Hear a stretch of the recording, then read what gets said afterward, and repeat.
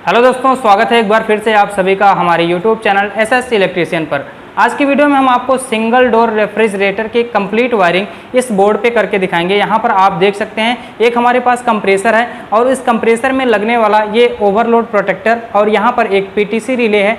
ये हमारे पास बल्ब है और यहाँ पर एक डोर स्विच है और ये हमारा थर्मोस्टेट है। बस इतनी ही चीज़ें हमारे सिंगल डोर रेफ्रिजरेटर में लगाई जाती हैं। इसकी वायरिंग किस प्रकार से करते हैं हम आपको बिल्कुल प्रैक्टिकली करके दिखाने वाले हैं और प्रैक्टिकल करके दिखाने के बाद हम आपको इस कंप्रेसर को और इस बल्ब को जलाकर भी दिखाएंगे, चलाकर भी दिखाएंगे।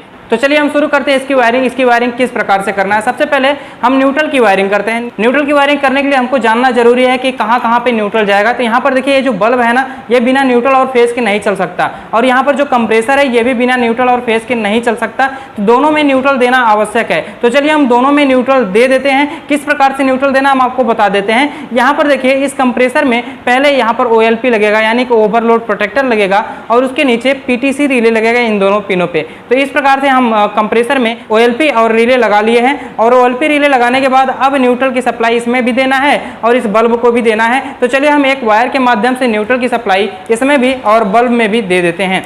यहाँ पर देखिए एक हमारे पास इस प्रकार का थिम्बल है, इसी के थ्रू हम इस कंप्रेसर में और इस बल्ब में सप्लाई दे देंगे। तो चलिए हम इस रिले में इस पॉइंट पर ये वाला थिम्बल लगा लेते हैं और यहीं से इस बल्ब को भी न्यूट्रल की सप्लाई दे देते हैं। यानी कि हमने माना कि ये हमारी मेन लीड का जो न्यूट्रल वाला तार है, ये न्यूट्रल वाला तार है। इस न्यूट्रल वाले तार से इस कंप्रेसर को भी सप्लाई पहुँच रही है और इस बल्ब को भी सप्लाई पहुंच रही है। तो इस प्रकार से न्यूट्रल का वायरिंग कंप्लीट हो जाता है। अब करना है फेस की वायरिंग। फेस की वायरिंग करने के लिए सबसे पहले स्विचों को ढूंढना पड़ता है कि स्विचें कौन कौन सी होती हैं। तो यहाँ पर हमारे पास दो स्विचें हैं, एक थर्मोस्टेट स्विच है और एक डोर स्विच है। थर्मोस्टेट स्विच का काम होता है कंप्रेसर मोटर को स्टार्ट करना और ये जो हमारा डोर स्विच है इसका कार्य होता है जो हमारे कैबिनेट में बल्ब लगा रहता है फ्रिज में, उसको ऑन ऑफ करना। तो चलिए सबसे पहले हम इस थर्मोस्टेट में फेस की सप्लाई दे देंगे, उसके बाद इस डोर स्विच में फेस की सप्लाई दे देंगे और उसके बाद इस स्विच का आउटपुट इस कंप्रेसर में जोड़ेंगे और इस स्विच का आउटपुट इस बल्ब में जोड़ेंगे। इस प्रकार से वायरिंग हमारी कंप्लीट हो जाएगी। तो चलिए हम उसी प्रकार से कर लेते हैं।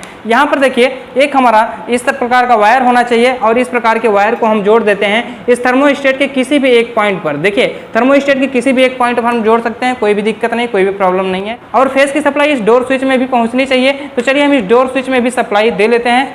एक हमारे पास ऐसा वायर होना चाहिए, इस वायर के माध्यम से हम इसमें भी सप्लाई दे लेंगे। तो चलिए इस सिंबल को हम थोड़ा सा निकालते हैं और इसमें इस प्रकार से इसको लगा के फिर से इसको इसमें लगा देते हैं ताकि ये फेस की सप्लाई हम डोर स्विच में आसानी से दे सकें। तो इस डोर स्विच में ये वाली सप्लाई जोड़ दी जाएगी। तो चलिए हम इस थिम्बल में इस प्रकार से इसको लगा देते हैं। तो इस प्रकार से डोर स्विच का भी कनेक्शन हमारा हो चुका है। डोर स्विच का कनेक्शन करने के बाद इसके आउटपुट को जोड़ देंगे हम बल्ब से। तो चलिए एक थिम्बल हम और लगा लेते हैं और इसके बल्ब में कनेक्शन कर देते हैं। ये देखिए हमारा रिले निकल गया है, इसको हम लगा लेते हैं।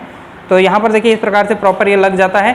एक यहाँ पर डोर स्विच का जो आउटपुट पॉइंट है इसको जोड़ देंगे हम इस बल्ब में। तो चलिए एक थिम्बल हम और लेते हैं और इसको जोड़ लेते हैं। तो इसको यहाँ से इस प्रकार से इस थिम्बल में लगा लेना है और लगाने के बाद इसका आउटपुट जोड़ देना है यहाँ पर जो हमारा बल्ब है, बल्ब को फेस अब इस डोर स्विच के माध्यम से पहुंच जाएगा। तो इस प्रकार से यहाँ तक की वायरिंग कंप्लीट होती है। अब फेस की सप्लाई इस थर्मोस्टेट के आउट पॉइंट से जाएगी इस कंप्रेसर में, जिससे कि हमारी पूरी की पूरी वायरिंग कंप्लीट हो जाएगी। तो चलिए फेस के वायर को हम यहाँ से, ये जो हमारा थर्मोस्टेट का दूसरा पॉइंट है, इस दूसरे पॉइंट से फेस की सप्लाई को हम इस कंप्रेसर में पहुंचा देते हैं। यहाँ पर देखिए रिले में न्यूट्रल लगा हुआ है, तो ऊपर हम OLP में फेस दे देंगे। तो इस प्रकार से हमारी सिंगल डोर रेफ्रिजरेटर की वायरिंग कंप्लीट हो जाती है। अब हम इसमें सप्लाई देके आपको दिखाते हैं कि कौन कौन से उपकरण कार्य कर रहे हैं प्रॉपर तरीके से और किसको बंद करने पर क्या चीज़ें बंद होती हैं। तो चलिए हम इसको सप्लाई देकर देख लेते हैं। तो एक हमारे पास इस प्रकार का मेन बोर्ड है, ये हमारे पास मेन बोर्ड है। इस मेन बोर्ड में हम इसको लगाते हैं, ये जो दोनों वायर है ना, इस दोनों वायरों को लगाते हैं और उसके बाद देखते हैं ये हमारा चालू हो पाता है या नहीं हो पाता है। इस स्विच को पहले हम ऑफ रखते हैं। अब यहाँ पर इसको लगा लेते हैं। लगाने के बाद अब इसको स्टार्ट करते हैं। देखिए इस प्रकार से जो हमारा ये बल्ब है ये तो जल उठा है, लेकिन हमारा कंप्रेसर अभी भी नहीं चल रहा है। हो सकता है थर्मोस्टेट ऑफ कंडीशन में हो। तो थर्मोस्टेट को हम ऑन करते हैं। देखिए थर्मोस्टेट को ऑन कैसे करना है, ये जो हमारा प्लायर है इस प्लायर के माध्यम से इसको ऑन करते हैं।